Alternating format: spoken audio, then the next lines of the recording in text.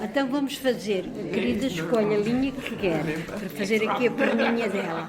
Em cima da mesa comprida há linhas coloridas, agulhas, tesouras e pedaços de tecido com imagens a preto e branco.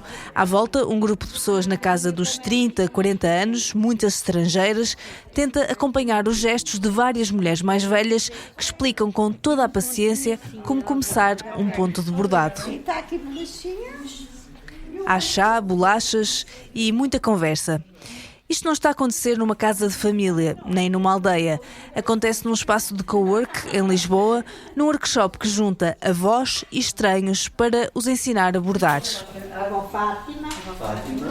Rosa. Oh, it's just great. Parece um evento improvável, mas é cada vez mais comum. Hobbies antigos, durante muito tempo associados a outras gerações, estão a ganhar novo espaço e até um novo estatuto. Em Portugal multiplicam-se eventos, workshops e até retiros dedicados a atividades como bordado, crochê, cerâmica ou costura. Ao longo destes meses, a Academia tornou-se muito mais do que aulas de crochê. Criámos uma comunidade, um espaço seguro para aprender, criar, partilhar e crescer juntos. E esse interesse também se reflete no mercado. Em plataformas de produtos manuais, como a Etsy, os textos feitos à mão aparecem entre as tendências, com as vendas de roupa em crochê, por exemplo, a subir mais de 30%. Durante grande parte do século XX, estas eram práticas de necessidade. Fazia-se roupa, reparavam-se peças, produziam-se objetos para o dia-a-dia. Hoje são muitas vezes encaradas como o oposto, uma forma de parar, de desacelerar, quase de mindfulness depois do trabalho. Mas como assim? Porque é que atividades como bordar ou tricotar estão a voltar agora, sobretudo pela mão da geração Z e dos millennials? E o que é que isto nos diz sobre a forma como estamos a usar ou a tentar recuperar o nosso tempo livre? Neste episódio vamos olhar para este fenómeno a partir de um desses workshops e perceber porque é que há cada vez mais gente a querer voltar a fazer coisas com as mãos. Este é o Como Assim, um podcast sobre fenómenos da cultura pop e das redes sociais. Eu sou Inês Rocha.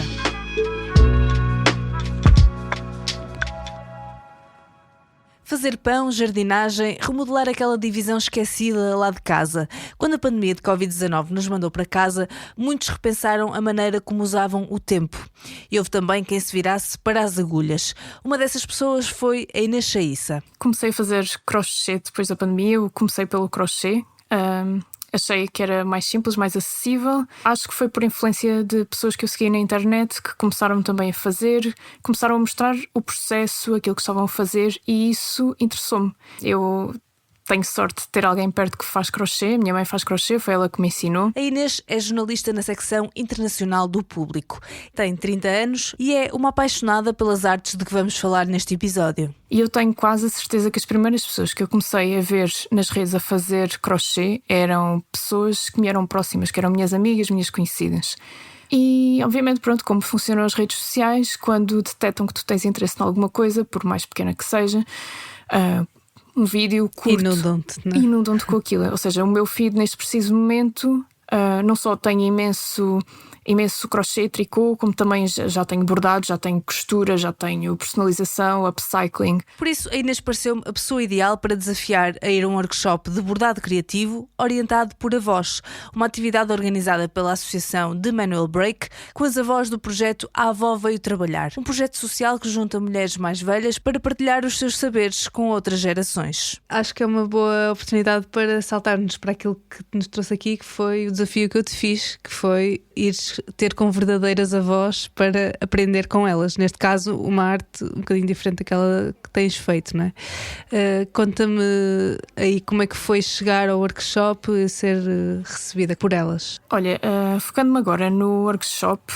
isso aconteceu num domingo, no início de maio, em Lisboa, e realmente para mim foi um desafio porque eu não faço bordado e raramente, sem ser para pregar um ou dois botões na minha vida, peguei numa agulha e em linha. Pelo menos aquele tipo de agulha, que é umas agulhas pequeninas e assim mais pontiagudas.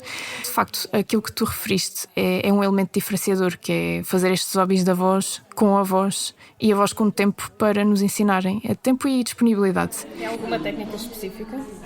Ou é... É pegar na É pegar na agulha e olha, e bordar, fazer isto. A agulha e depois a gente ensina como há de fazer. Eu nunca peguei numa agulha. Pois, mas a gente ensina. A gente ensina. O ambiente foi muito moldado à volta de estarem lá avós. Notou-se mesmo logo pela forma como nós fomos recebidos. Bom dia! Já havia uma avó no átrio, no espaço onde aconteceu este evento, que era um espaço de coworking, e estava a cumprimentar toda a gente, fazendo questão de saber o nome de toda a gente. Obrigada. E está aqui bolachinhas. E a oferecer chá e bolachas de manteiga, que eu achei um pormenor extraordinário. Do lado dos participantes, eu era uma das únicas pessoas que falava português de forma nativa, ou seja, o grupo era maioritariamente composto por estrangeiros de 30 a 40 anos, a maioria eram mulheres, acho que só estava lá um homem, e estavam todos ali com o mesmo objetivo, que era aprender a bordar. A maior parte deles, segundo me disseram, nunca tinham feito nada disto, faziam outro tipo de coisas manuais, mas não isto. Cada um de nós tinha um kit já preparado e esse kit era composto por um pano branco que tinha no centro impresso uma imagem em preto e branco.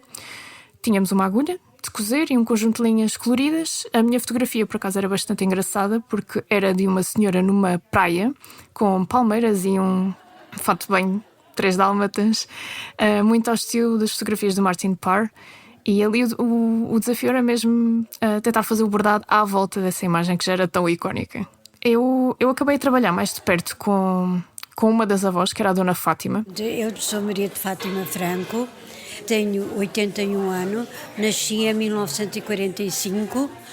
Ela tinha, entre aspas, 2 netas, era eu e era outra participante. Portanto, a Dona Fátima ajudou-me a começar os pontos, que eram... Eu nem isso sabia fazer. Ajudou-me a começar os pontos, esteve a explicar-me como é que eu devia orientar o meu trabalho, deu-me imensas sugestões sobre como é que eu devia decorar a imagem que tinha, pronto, para decorar naquele workshop. Vamos primeiro fazer aqui um pontinho assim, à volta da perna. Ela, ao contrário de mim, tinha uma ideia super clara daquilo que podíamos fazer, o que eu achei fantástico. Qual é então a cor que a minha querida quer? Podemos ir já construir assim bem. Estamos calhando a azul, sai mais, querida. Então sim. Eu não acho, sinceramente, que tenha sido o meu melhor trabalho. Acho que nem mesmo quando comecei no crochê e no tricô fiz alguma coisa tão má. Mas, como uma boa avó, a Dona Fátima esteve quase sempre a elogiar o meu trabalho. E uma coisa divertida que eu gosto quando acontece, que é, durante o trabalho nós falávamos de outras coisas, falávamos de coisas da vida. Ela contava-me coisas da vida dela. Ela contou, por exemplo, que ficou viúva há menos de 1 ano e que é o filho que a incentiva a ir a este tipo de encontros para não passar tanto tempo em casa. Portanto, achei que essa troca também foi um dos pontos altos da manhã, até mais do que pelo trabalho completo, que no meu caso, como disse, não correu assim tão bem. Entre sempre este tipo de atividades, que era para não estar em casa muito tempo, sozinha, parada. Eu fazia arraiolos e fui então a comprar linhas para fazer os arraiolos, e a senhora disse-me que havia uma pequena que precisava de ajuda para fazer um tapete de arraiolos, que era para apresentar como trabalhos manuais na escola onde estava. E eu disse que sim, que ia ajudar. E então depois fui ajudar e depois continuei a ficar lá nas avós, que é onde estou a trabalhar. A criadora deste e de outros eventos do género chama-se Salomé Peralta. Criou a The Manual Break quando voltou a Portugal depois de uma temporada na Irlanda, como contou a Inês durante o evento. Desde que comecei a trabalhar que deixei muito de parte tudo aquilo que eram hobbies, que é o primeiro erro, não é? E fui-me apercebendo, nas poucas vezes que fazia uma outra coisa, que era quase como sintonizar aqui no outro canal que estava esquecido há muito tempo. Foi no regresso a Portugal, quando estávamos até a ser mais criativos no nosso regresso a casa, até porque nós estávamos a trabalhar no momento e a preparar uma casa, começámos a perceber, tanto eu como o Tiago, que retirávamos bastante prazer de estar a fazer coisas com as mãos, e quanto isto era diferente daquilo que era o nosso dia-a-dia no trabalho e do stress que vivíamos nesses ambientes corporativos, e porque é que não trazíamos mais disto para o nosso dia-a-dia. Ela é a primeira pessoa que admite que podia fazer estas coisas sozinha, aliás. porque é assim que nós começamos. Muitas vezes, se não tivermos ninguém que nos ensine, começamos a ver um vídeo no YouTube, vemos como é que se fazem as coisas básicas, passo a passo, etc. Só que quando se faz isso, falta depois aquele sentido de comunidade, de não sou a única pessoa que faz isto. Mas acho que é preciso cada vez mais um sentido de comunidade, um convite para que isto entre nas nossas agendas. E foi daí que surgiu também esta ideia de trazer mais pessoas connosco. Pensámos, isto é uma forma democrática de convidar pessoas a reconectar com coisas que fariam em crianças ou que as avós lhes poderiam ensinar. Acima de tudo, também voltar a um ambiente onde estas coisas são mais naturais e onde o mundo parece parar um bocadinho e podemos todos focar-nos naquilo que estamos a fazer com as mãos. Portanto, ela quis criar esta associação para ter essas duas coisas, o sentido de comunidade e o tempo para isto na agenda. E, segundo lhe disseram também de outros encontros, que já houve 3 da Manual Break, é esse o feedback que os participantes lhe dão. Olha, acima de tudo dizem que conseguem um foco que não estão a conseguir de outra forma. E uma calma e uma lentidão que já não experimentavam há muito tempo, porque isto estar constantemente com vários dispositivos ligados ou estarmos sempre dependentes de qual é a próxima notificação. Este tipo de experiências que temos feito, ora no meio da natureza, no fim de semana, ora no meio da cidade, durante 4 ou 5 horas, tem sido aqui uma espécie de oásis para as pessoas se focarem numa coisa que fazem com as mãos, não têm de ser bons a fazê-lo, mas vão testando, fazendo, aprendendo e dando asas também à criatividade e com isto experimentar aqui um ritmo muito diferente do dia-a-dia. E depois ela também se foca muito numa outra questão que eu acho que também é fundamental, que é a questão da saúde mental. Quando nós criámos este conceito, vinha muito também para pessoas da nossa área, do mundo corporativo e tech, acima de tudo, que tinham experienciado do burnout. Pronto, da necessidade que temos mesmo de procurar este counterbalance para evitar que isto aconteça e fazer isto parte mais do dia-a-dia. E o início do nosso projeto até era muito focado nesse público, agora não é só. Eu penso que aqui o que tentamos recuperar, trazer as avós para o mundo e para este mundo e para esta geração, é ir buscar esta troca para ainda nos lembrarmos o que era a vida antes de tudo isto, que é possível viver desta forma mais tranquila e mais simples e mais focada em cada atividade, e é um conforto que nós que trabalhamos muito e nestas indústrias pouco tangíveis, precisamos de ir buscar para tentarmos sobreviver e não chegar ao limite tão facilmente. Não é só uma impressão da Salomé. Um estudo do British Journal of Occupational Therapy mostra que quem faz tricô tende a sentir-se mais calmo e mais feliz. E quanto mais o faz, maior é esse efeito. Em grupo há ainda outro ganho. Aproxima as pessoas e reforça o sentido de comunidade. No fundo, pode mesmo ajudar a reduzir o stress e a ansiedade. Foi disso mesmo que os participantes foram à procura naquele domingo.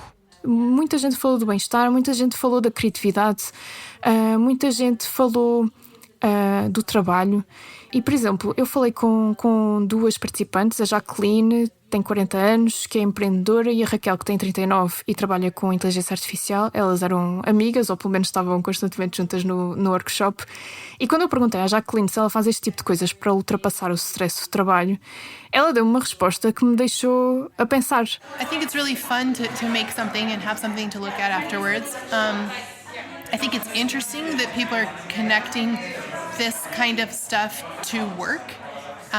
I think as a society, we've started to put work at the center of our lives and everything else revolves around it. And so I think to do these hobbies to de-stress, to therefore work harder, I don't subscribe to that. Porque ela não liga de todo este tipo de atividades ao trabalho, enquanto para mim isto é óbvio. É uma forma de desligar, de passar a página, de passar à frente. Ela disse-me que fazia as coisas criativas porque acha interessante, simplesmente.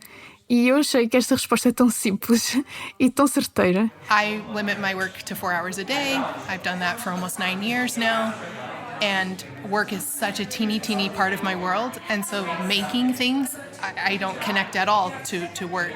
So I do creative things because I think they're fun. E ao mesmo tempo a Raquel ao lado disse-me uma coisa que a mim me fez rir. So when you have a needle in your hand, you better pay attention if you don't wanna... Quando tenho uma agulha destas nas mãos, o bom é que eu esteja a prestar atenção a isto e não esteja a pensar em mais nada, portanto. It's really helpful, especially when I finish a stressful work day or other life stressors. Really, it doesn't need to be related to work, but that is time for me and me only. And I just focus on this thing that I have in front of me, not the past, not the future, just right now, this thing. And then time, in a way, it flies, but it feels like it stretches also. Num tempo em que parece que todos os minutos do nosso dia têm de ser produtivos, para a Inês estas atividades são a antítese disso. Porque há muita gente que fala disso, tipo, tens tanto jeito, porque é que não vendes as tuas peças? A maior parte das artesãs que eu conheço, que são quase todas mulheres, e que não vendem as suas peças, também não querem relacionar isto com a produtividade. Tanto que às vezes, eu estavas a falar disso e eu estava a lembrar-me, há peças que eu faço e nem uso, porque o objetivo não é a peça em si, é o processo até chegar lá. Isso é que eu acho interessante. Confesso que quis fazer este episódio porque invejo um pouco esta sensação. Eu não sei bordar nem fazer tricô, porque já não me lembro como se faz, mas já soube. Há muitos anos a minha mãe ensinou-me a tricotar. Não sei bem que idade tinha, talvez à volta de 9, 10 anos. Eu lembro-me de achar uma tarefa engraçada, mas monótona. Rapidamente me cansei e troquei as agulhas pela bola de futebol, pelos livros e pela música. Talvez o facto de nenhuma pessoa da minha idade ter estas atividades como hobby me tenha feito perder o interesse na altura. Dediquei-me, entretanto, a outros hobbies, a cantar, a tocar piano, guitarra, a fotografar. Só que, atualmente, se for 100% sincera, eu já não tenho hobbies. De vez em quando pego na guitarra ou sento-me ao piano, mas é muito raro. Os meus tempos livres, atualmente, quando não estou a cuidar de uma criança de 1 ano, ou a tratar de assuntos ou de lides domésticas, são, sobretudo, a fazer scroll no telemóvel. Não preciso me justificar, pois não? Todos os dados mostram que é isso que está a acontecer a muitos de nós. No inquérito internacional recente da OCDE sobre bem-estar digital, 38% dos adultos reportaram mais de 5 horas por dia de uso recreativo de ecrãs. Entre os 18 e os 25 anos, sobe para 41%. Ou seja, chegamos ao fim do dia cansados, sem energia, e ler um livro parece uma atividade extenuante. Somos sugados por aplicações que são desenhadas para prender a nossa atenção com o mínimo esforço. E tem sucesso. A Inês Chaissa chegou à mesma conclusão que eu há uns anos e fez algo para mudar. Eu, em 2020, tive exatamente a mesma conversa mental que tu, porque eu percebi, e na pandemia isso notou-se muito, que não tinha hobbies, não tinha nada para passar o tempo, que não fosse passivo, que não fosse consumir coisas produzidas por outros, nem que fosse filmes, exatamente, séries, etc., ler um livro. Eu própria não estava a fazer nada. E há coisas tão simples, por exemplo, obviamente este tipo de hobbies são coisas relativamente acessíveis, ou seja, sim, tens de aprender, tens uma curva de aprendizagem, mas não demora assim muito tempo, a maior parte das vezes, e com poucas coisas consegues fazer peças.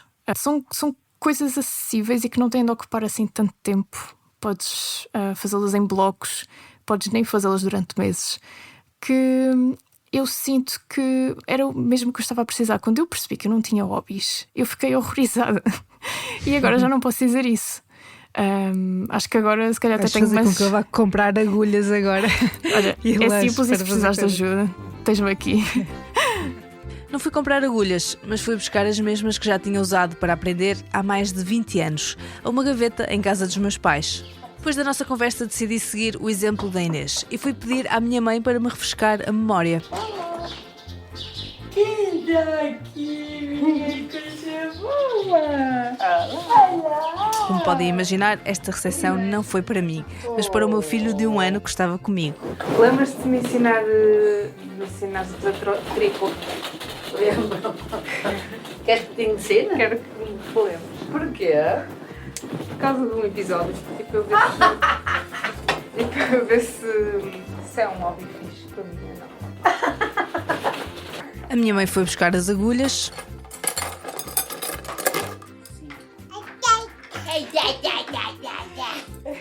E lá começou a tentar ensinar-me. Ora, então vamos lá ver como é que se faz. O dedo faz uma argola aqui. Calma, primeiro mete-se atrás do Primeiro, sim. O lado direito com este. Eu faço o quê com este dedo?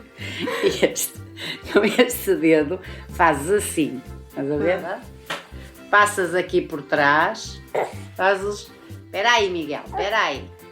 Mas a diferença da última vez para agora é que eu na altura não tinha um bebê de 1 ano a requerer 100% da minha atenção. Miguel.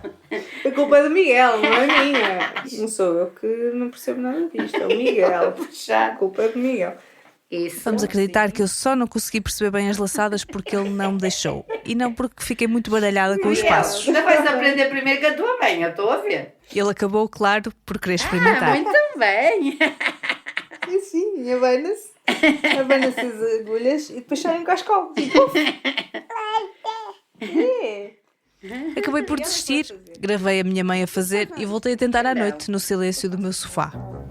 Para trás e depois entra na casinha. Yeah! Consegui! Claro que mal cheguei ao fim da carreira, precisei de ajuda. Lá. E agora?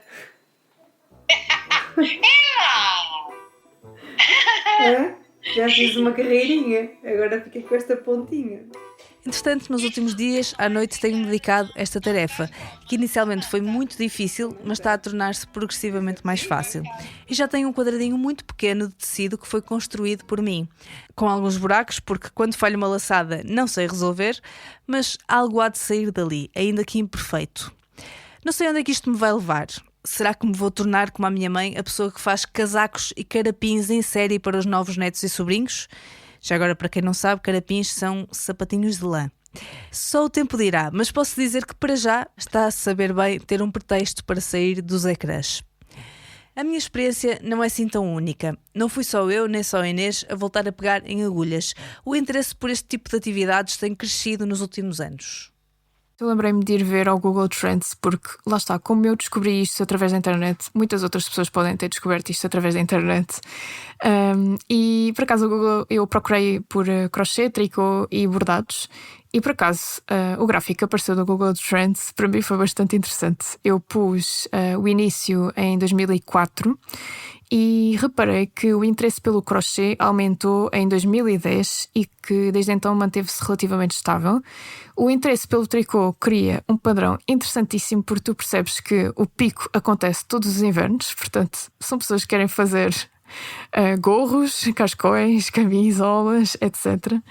E quanto aos bordados, eles mantiveram-se mais ou menos estáveis, sendo que dos três acho que é o que gera menos interesse. Agora, uma coisa que eu também reparei foi que todos eles registaram um aumento de pesquisas em fevereiro deste ano e eu não consegui perceber muito bem porquê. Se olharmos para as curvas que a Inês descreveu, vemos que esta não é uma daquelas micro-tendências que explodem de um dia para o outro. O interesse por estas artes tem aumentado lentamente, com os tais picos no inverno, por razões óbvias. Mas é sobretudo o bordado que tem um pico fora do normal em fevereiro deste ano. Também não encontrei uma única razão para este pico, mas várias. Nessa altura, vários sites de moda começaram a anunciar peças bordadas como tendência para 2026. Ao mesmo tempo, por altura do Dia dos Namorados, a Etsy teve um pico de pesquisas por produtos bordados. Malas com textura bordadas, por exemplo, cresceram 20.000% nas pesquisas. E algumas tendências das redes parecem ter ajudado. Por exemplo, recentemente no TikTok, muitos utilizadores começaram a partilhar o que levam na sua mala analógica. We have my embroidery, so my current work, and then my little box that has all my threads. This changes depending what I'm working on. In the summer, it'll be a similar box full of beads with all my bracelet making supplies. If I'm crocheting, it'll be my work in progress for crochet. São literalmente vídeos nas redes sociais a ensinar como fugir das redes sociais. Pessoas mostram as suas revistas, livros de colorir, máquinas analógicas, kits de iniciação a bordado. No fundo, coisas que as ajudam a fugir dos ecrãs.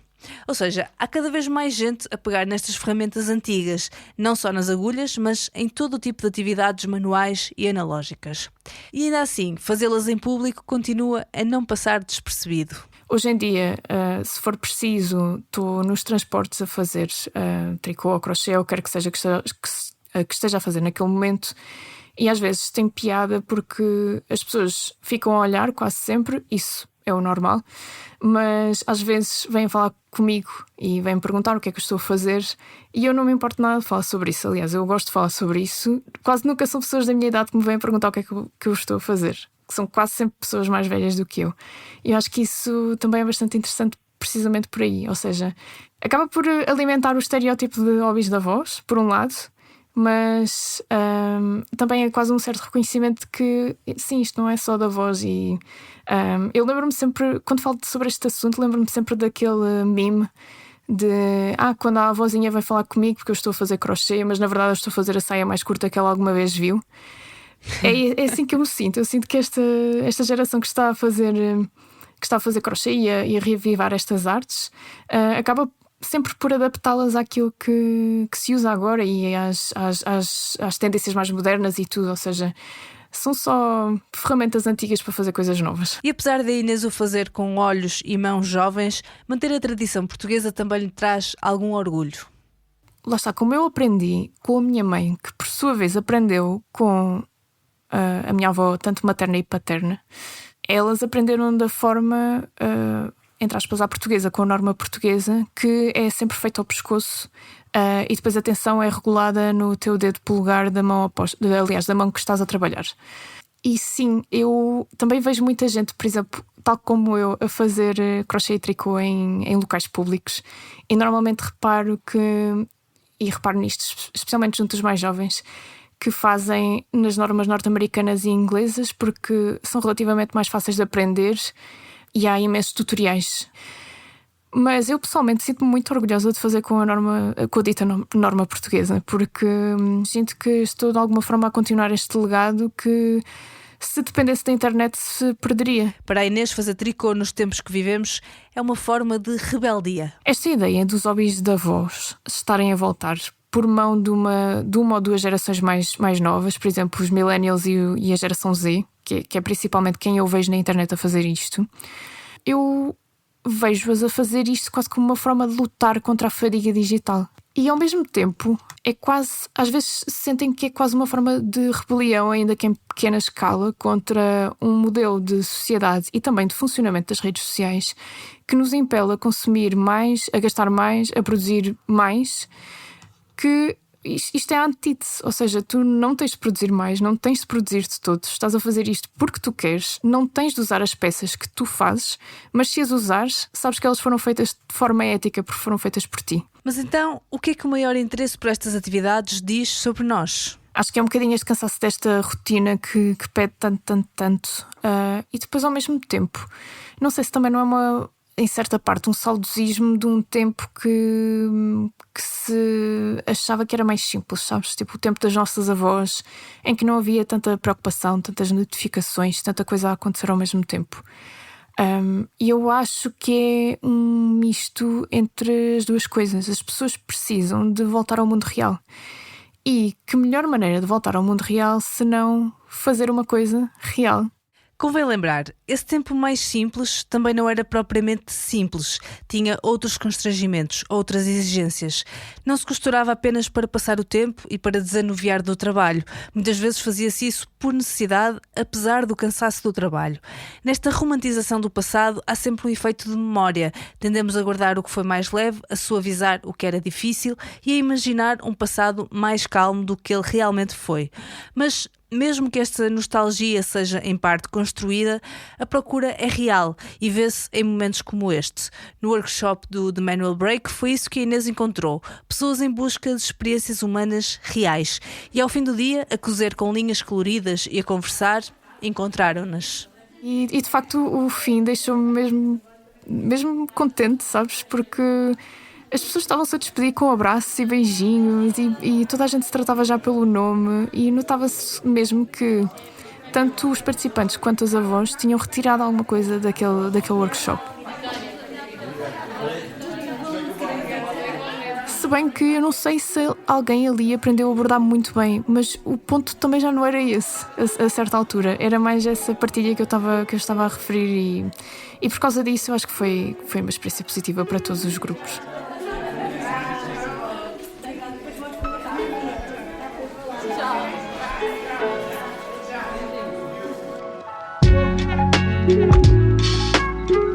Como Assim é um podcast do Público. Este episódio foi produzido pela Inês Chaíça e por mim, Inês Rocha.